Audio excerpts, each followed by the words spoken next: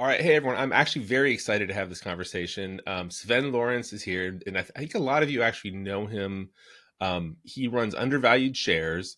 He runs the Weird Shit Investing Conference. He's a fantastic publisher in my mind, like in terms of what like a classic newsletter is, and we'll get into that right in a few minutes. But Sven is coming down to FMS, and I'm really excited to have you here, Sven, to kind of talk about what you do and kind of introduce you to what the rest of the FinPub world is at. So thanks for being here. Hey, John, excited to be in this conversation and even more excited to soon be attending your conference in Orlando. I've booked everything already, so I'm good to Wonderful. go. Awesome. Awesome. Well, for anyone who doesn't know what you do you want to give us kind of an overview of kind of your publishing business and kind of how you arrived at it? Yes, so I run a website called undervalueshares.com, which sort of does what it says on the tin. I write about undervalued shares. Um, Old enough to be a what you could call a conventional or a classic value investor, but I've always tried to make it a bit more interesting. So I'm probably most known for traveling the world quite regularly and finding interesting investments along the way. Sometimes exotic, quite often unusual. And speaking of the unusual, 2 years ago I launched something that I'm not sure whether I'm now primarily known for that. I have launched the Weird Shit Investing Conference. The idea was really to create a best ideas conference where we don't speak about just normal value investments that trade at a low price earnings ratio or something like that, but to speak about genuinely original investment cases and stuff that is either complex or unusual or maybe prohibited in some countries even. And that has become a great success. I published the Weird Shit Investing Manual after each conference with a one-page summary of every idea presented. And I'm hosting that in Hong Kong, London, and New York. And that's in terms of branding and my reach. It's done absolute wonders for me. So, speak of marketing, we're right on your favorite subject. It is. So before, I'd love to get into this a little bit more, but I want to say this, like, I have a view, it's a very traditional view of newsletters, right? In that what we used to be as an industry was fringe investments because people wouldn't pay for the same thing that they can find in every mainstream publication. And over the last, I'd say 10 years, and especially in the last 5 years, we've had kind of a mainstreaming of investment media online where there's much more trading and investing going on with people. And so it's kind of blurred the lines between there's lots of people who are publishing things that are very much the same as the mainstream, and the larger companies kind of get stuck with a situation where their best acquisition promotions on a paid media basis are almost always in line with whatever the zeitgeist trend is that's already in the mainstream media. So it's very difficult for them to focus down on things that are outside the mainstream the way that we used to. But what you're doing, and then a lot of people just went to much more active trading, but what you're doing is, to me, is the heart of what great newsletters have always been, which is this kind of like, I mean, you talked about things like investing in Wimbledon over the years, investing in I saw that recently luxury yachts in Italy, like manufacturers, small caps. So very, very surprising, unusual, interesting things. And I'm curious, like you've been in, how long have you been publishing? You've been in and out of the space, I think, for quite a long time in terms of Yes, investing for sure. But since the 1990s, but through a variety of channels and publications. And undervalued shares took a break from 2010 to 2018. I was too busy doing other things, most of which I regret. I should have just kept doing what I'm good at. But I relaunched the website in 2019, and since then it's been running continuously with at least one article every week. so I'd love to. So having that long term experience, then even with the break, how do you see kind of the evolution of publishing from your perspective? How has it changed over the years? What's the same? Like, where do you kind of see the current time that we're in based on your kind of previous experiences?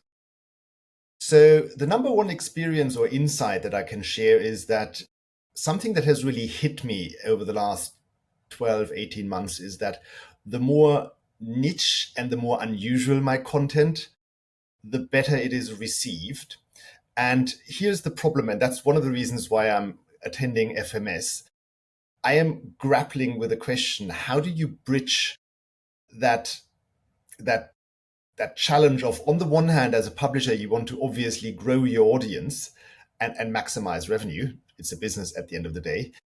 At the same time, really, we as an industry are here to, as you say, speak about the unusual stuff that you couldn't read about in, say, the mainstream media. And I think there is probably a bit of a, I hate the word middle way, but you can probably combine the two. Mm-hmm. And to achieve that, it probably just simply, well, among other things, it takes choosing the right niche subject. So, for example, right now, I'm going on a lot about investing in Ukraine and specifically investing while the war is still going on.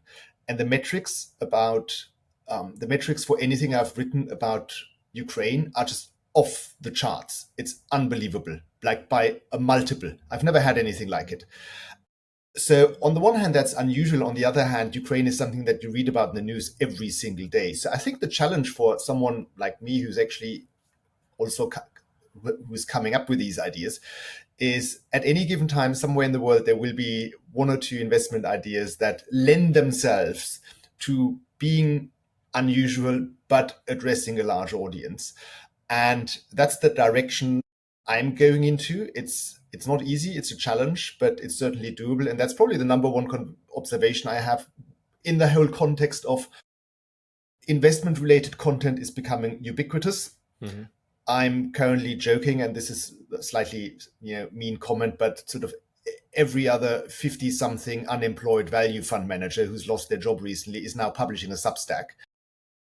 And the competition is brutal. The competition for eyeballs and attention. And really, how you set yourself apart is by doing stuff that's just genuinely original, because that's the only thing that will really tie readers to you for a sustained period, rather than to have them just signed up because the zeitgeist has them excited about something, and in 3 months' time they will chase the next shiny thing. And they're also incidentally not the readers that I want to have. I want to have the highly experienced, very professional readers who I genuinely enjoy meeting, for example, at the dinners that I organize with my readers all over the world. And you get where I'm coming from. I want to jump directly to your audience in a second, and to the events, but I do love this. So one of the things with current like media environment, right, is that the algorithm drives all the social media stuff, and the algorithm is essentially after the trends of the day, or these big kind of like buckets of trends that like, and so traditionally we think of things like, well, we'll invest in this.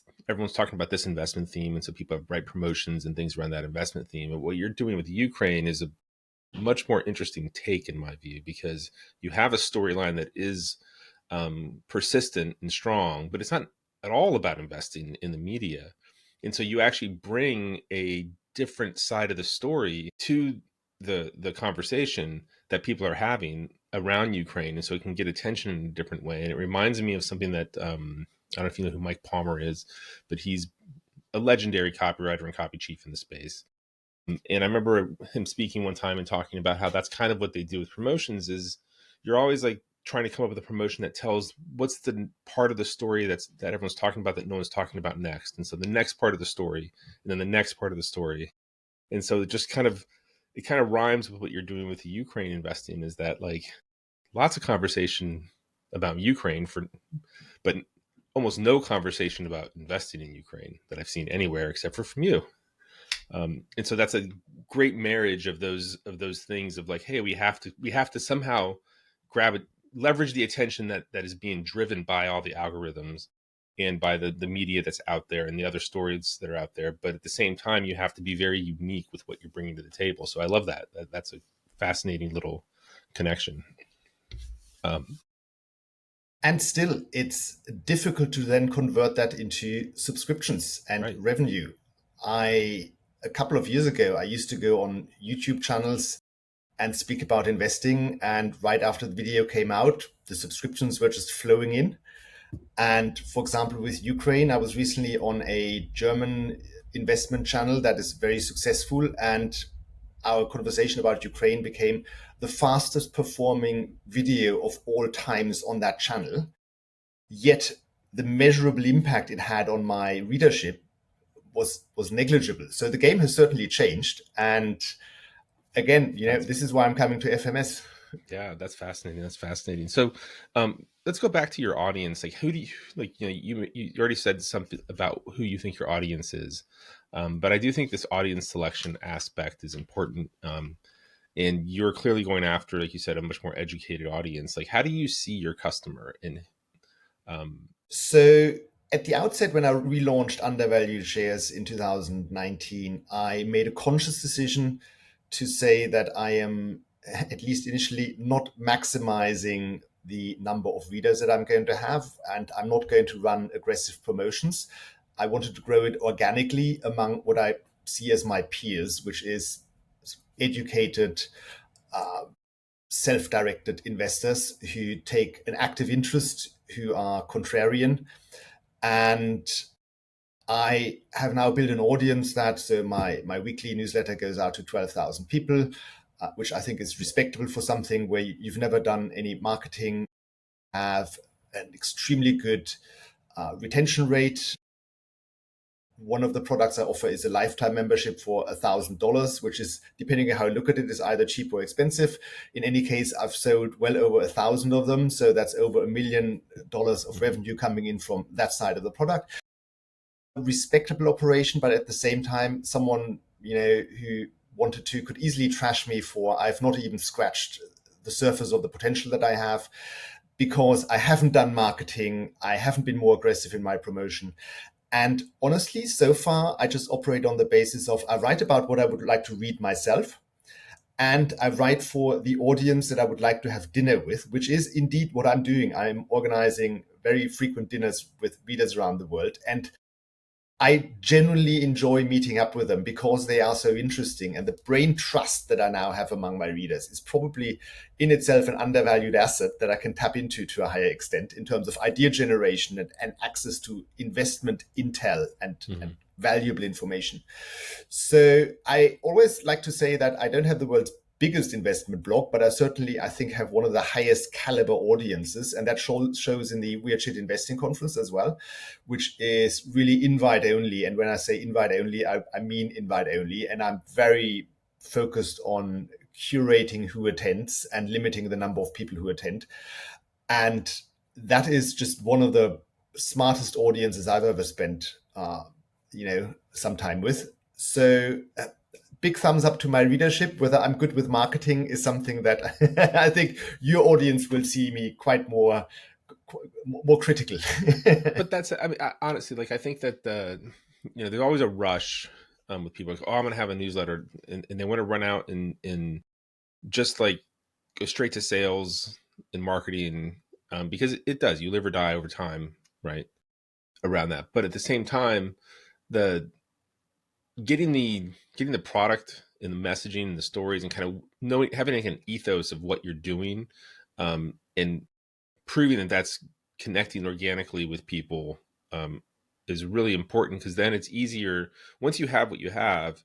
I think it's much easier than to go out and buy media, start to find advertising opportunities, affiliate opportunities, because you have such a strong core of kind of what you are as a business, um, that the next part is easier. Whereas a lot of people come at this, and everything they do seems like what everyone else does, and that makes the hurdle even harder, because, well, now you're advertising. Like, if you're saying everything that, like, Porter Stansberry or any of the big Agora groups are saying, then when you want to advertise, like, they already have a better promotion than you.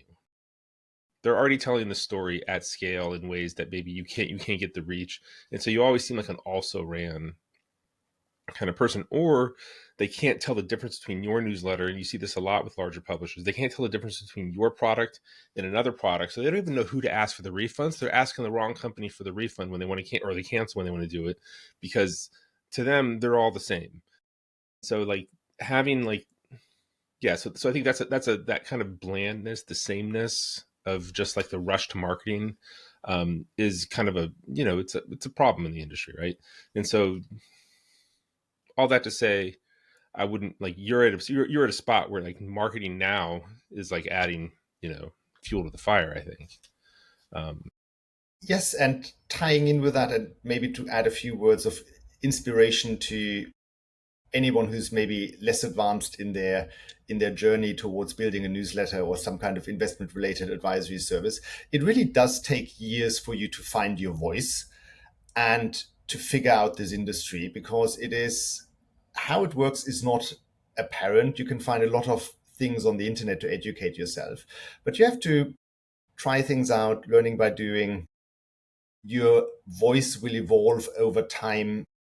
I highly recommend speaking to readers because that's probably the most valuable feedback you can get. Run a survey every other year and then play the long game.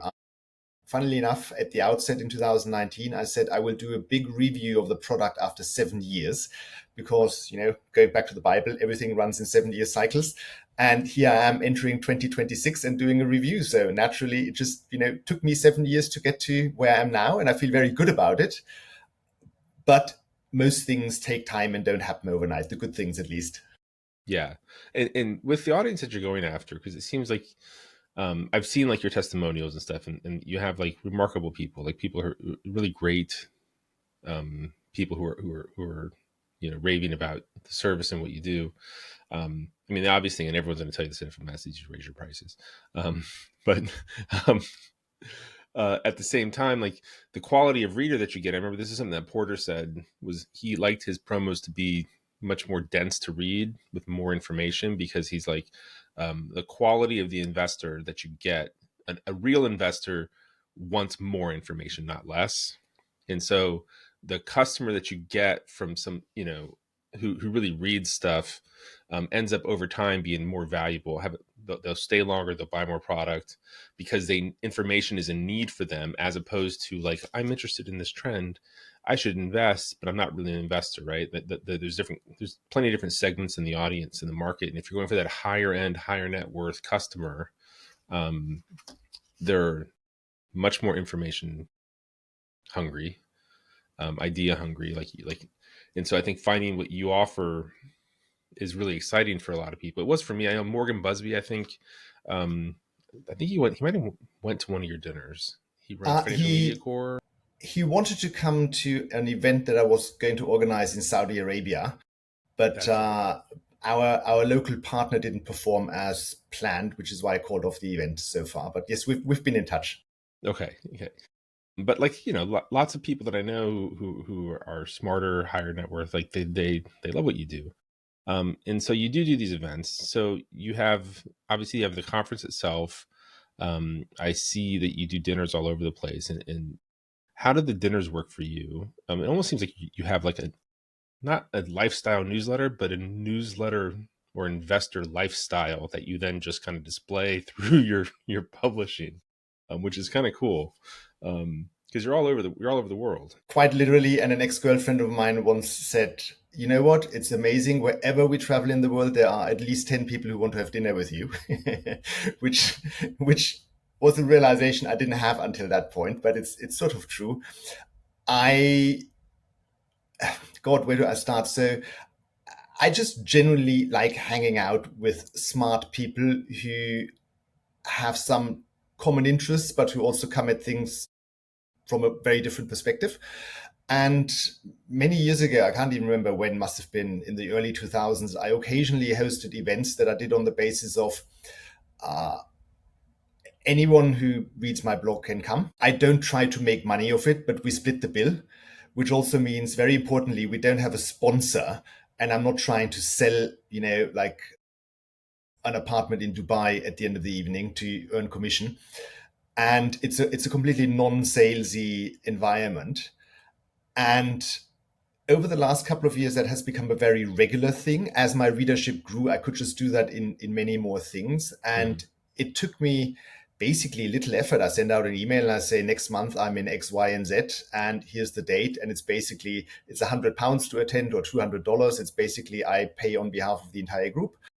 And I've now ended up doing this. I think the last 12 months, I could rattle down like 12 or 15 names of major cities, which includes the obvious one. I'm in London a lot, various German cities, but I also did it in Austin, Texas, Toronto, Washington, D.C. is a regular one. Very receptive audience there who say nothing interesting ever happens in the investment world in Washington. So great that someone actually hosts something.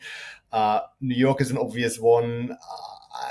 Florida with my buddy Cody Shirk. So these things mostly happen, I would say, almost organically because it's not a commercial product as such, but it generates a lot of really high value relationships.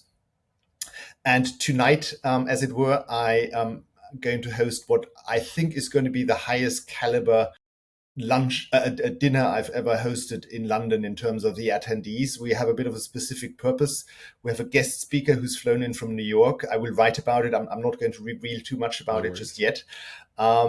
But tonight might be the dinner when I go from just hosting with a slightly random approach to actually having a strong theme that will lend itself to amazing and very valuable and somewhat unique content on my website that then ultimately feeds into the revenue stream as well.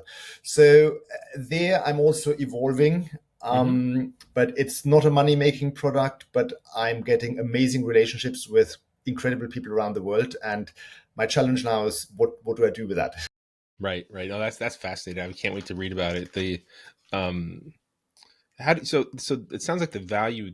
I mean, there's obvious values in terms of like customer relationship building, but it sounds like the value here is also like, are you sourcing ideas through this? Does this only almost gives you a unique kind of network, like you said, where you can source ideas, where you can find different things that you could write about, and so it almost creates kind of a unique editorial position inside the newsletter, that you have this network of people around the world that you're meeting with on such a regular basis. Do you see it Yeah, that way? and very excited to talk about that because that's something where I'm advancing and trying out a couple of new things.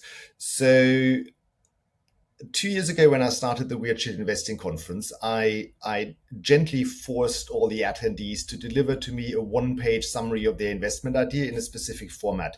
People were generally extremely reluctant to do so, but I just said, either you do that or you won't attend. And out of that came the Weird Shit Investing Manual, which is a manual of ideas, which I then distribute for free.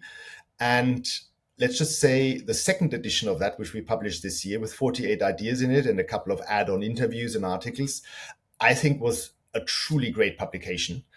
And people have now started to understand that having their idea in there and a link to their website and email contact address, etc., is really valuable and helps them to network.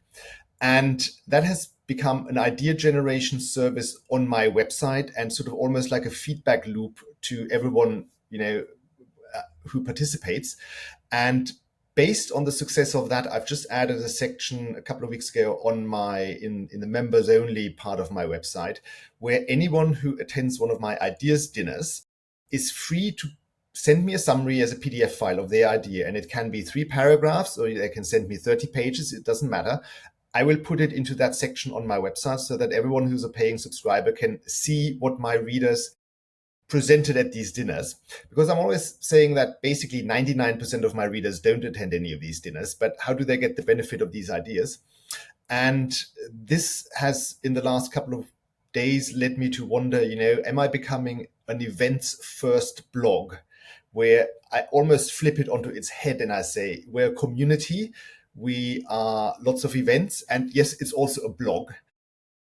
Given how ubiquitous blogs and Substacks and investment newsletters are these days, I wonder, is this a way to differentiate yourself and generate extra value and have a model that is also very difficult to replicate, because not many people will travel the world the way I do and source these ideas all over the place and have 12,000 existing readers who are actually smart enough to come up with some extraordinary ideas and willing to present them and then summarize them. Again, it's early days, but it's something I'm exploring. No, I think that sounds amazing, and I do think just to reiterate, you should probably raise your prices. That's But coming. just the quality because the quality of the people, just I'll tell you a quick anecdote from a friend of mine who used to be a marketer for. They had private placement groups where they would travel around, and I think they were charging, I forget, it was like $20,000. And people would pay on top of that to go do the travel. And they had 3 guys in their first group who were like, "Can we do one that's $100,000 because we want to get rid of all these people with who can only afford 20 because their ideas suck, and like, and so like there is like, when you're talking about that more serious higher end part of the market, um, the price is not really the issue. Um, and so like the nice thing about a higher price point product is that, you can have a tighter audience and make really high margins, because the audience itself becomes a referral source too, and people come and there's an exclusivity to it. But that's another conversation. Just when I listen to you, I'm like, man, $49 for your front end product, even with $1,000 lifetime, seems um, like, It's too cheap. I Prices are going to go up, not the least because of inflation over the last 7 years. But I'm also considering what are potential other avenues for monetizing the mhm, audience. And again, that takes me to why I'm attending Financial Marketing Summit this year, or next year actually. Uh, I wonder whether for me the monetization angle might also lie in launching investment funds. mhm, So I wear multiple hats, and as a separate legal entity and legally separate operation, I do own a licensed fund management business. Last year, I raised £30 million, $40 million from my contacts, which is literally my dinner contacts, yeah, for a real estate nice, project, which in the end didn't happen. So we basically didn't draw down the commitments. But I am on the cusp of launching a Ukraine real estate fund for which I want to raise €100 million during these times of war in Ukraine. And if I pull that off, I think this will have been one of the best investment products I will ever been involved with. I think the investment case for buying real estate in central Kiev is just outstanding. And it could well be that I make a decision that earning money through subscriptions is really difficult, because every 50 something unemployed fund manager is launching a damn investment newsletter these days. And what is actually really hard is building a licensed fund management operation mhm, to go along with that, and also make that work from a legal perspective. Because as an investment newsletter, you're not allowed to tout your own investments, so right. that has to be two separate strands of operation. So maybe it's there that the future lies. I don't know, but I'm figuring that out right now. Yeah, that's fascinating. There's definitely been a lot of people who have done, maybe not that specific thing, but other types of fund management, um, wealth advising as parallel businesses, and like that intersection between how your newsletter and media work and uh, a fund, I think is a big area that we will see a lot more growth in, for sure, because like you said, like the value of the customer is kind of like there's an old Dan Kennedy thing about the same information packaged in a book is worth $12, right? $20. You put that information into a course, and now it's worth 1,000 to 2,000. You put that information into a consulting package, and it could be worth 100,000 or whatever. And it's the format itself kind of dictates the price ceiling that the product has. And so I think like we've seen, um, uh, on the private investment side, the private placement side, where you can actually measure dollars in, we've seen larger publishers over the different years feature deals and drive 20, 30, $40 million in investment, um, from their publications, and not as part of their business model at all. Other people are benefiting from that. But we know that I mean, obviously if people are buying investing products, then they're investing money places. And so, yeah, the value of that customer in a different model is wildly different than in a Substack model. Yes, and again, maybe there are ways to take that thought even further. So something that's been going around my mind is, and I'd be curious to hear from you whether you've come across this or thought about this. I know a fair number of financial services companies, say online brokers, for example, who have many, many clients in the millions, and who need to incentivize their clients to trade, generate commission, be active. And how do you get them to trade? You provide them with investment ideas. But then there's the whole question of, as a financial services provider, they will have a very conservative board and very conservative directors. There will be a compliance department.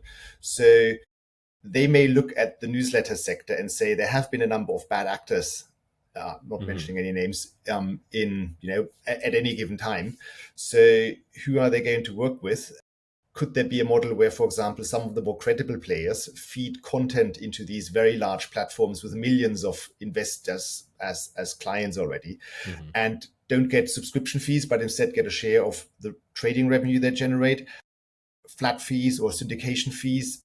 Yeah, we've seen things like that with trading tools in brokerages, right? Like so, um, we've seen all kinds of relationships, right? I think we've seen where the platform will refund the product price to the customer in the form of discounted fees back, before.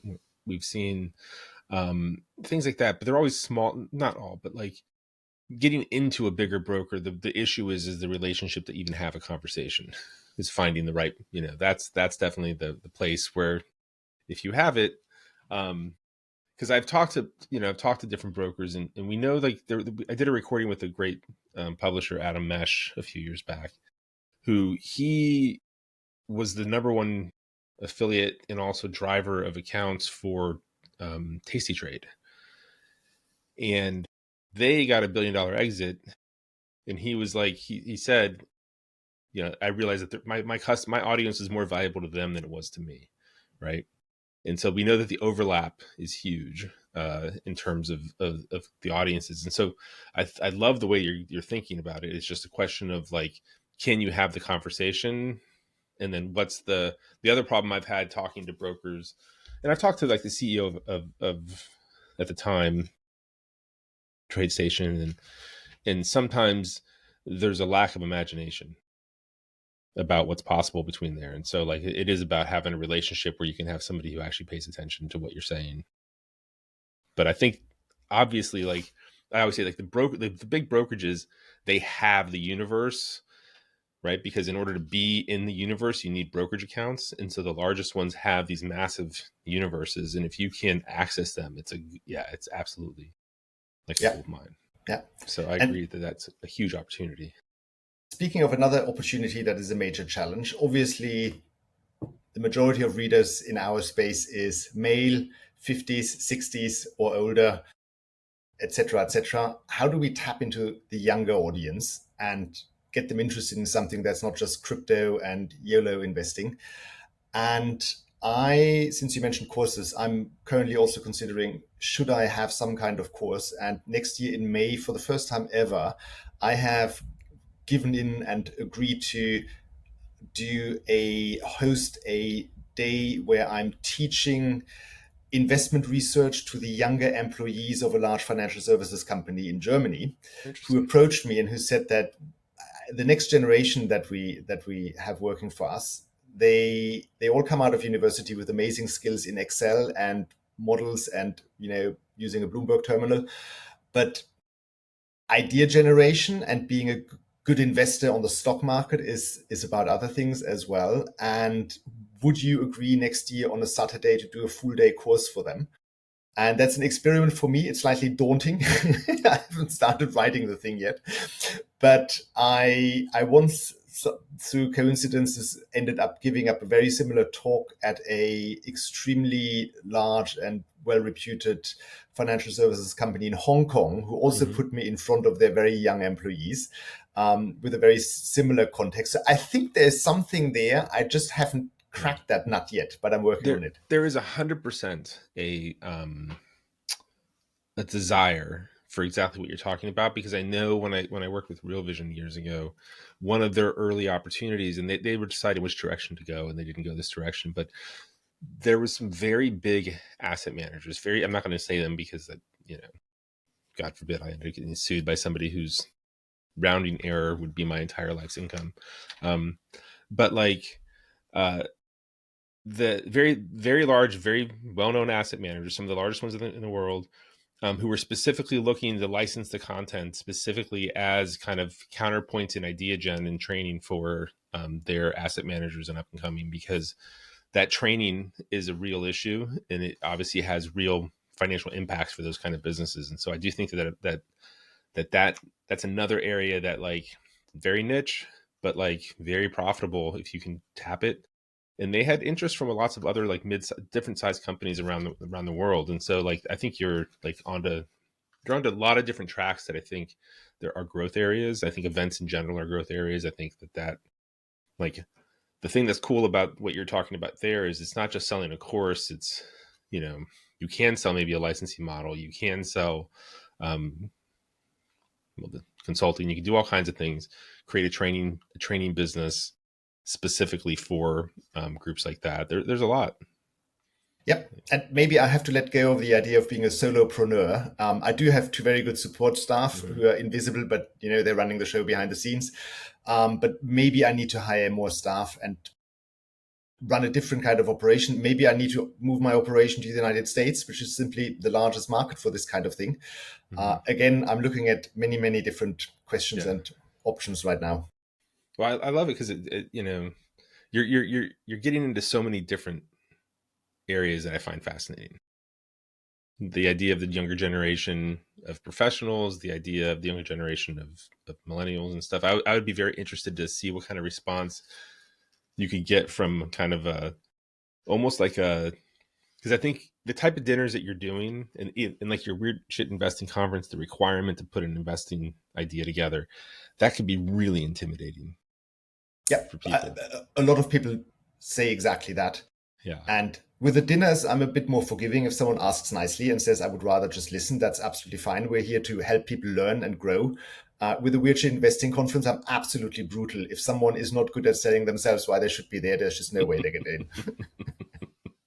But that's where, like, I'd be curious if you have the audience, kind of readers, to see if there'd be an interest in something like that, kind of almost like a, I don't know if a mentoring, but kind of a, yeah, something similar to like a group of more established people kind of giving some advice in a dinner type setting where see if people are interested in like finding how do you get those people who are not coming. Well, maybe you've just summarized the perfect idea for a course that I need to write by tapping into all the bright minds that I have on my reader list.